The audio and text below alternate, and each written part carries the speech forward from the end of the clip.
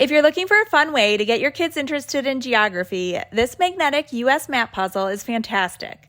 My son has been learning his states and landmarks, and this puzzle makes it hands-on and interactive. The pieces are magnetic, so we can stick them to the fridge or a whiteboard, and it actually stays in place, which is great for little hands. I love that it's more than just a puzzle. It teaches state names, capitals, shapes, famous landmarks, and info about each state. We've been using the paper outline it comes with too, which helps him practice placing each state in the right spot. It's really boosted his confidence, and it's made learning geography something that he looks forward to instead of something that he has to do.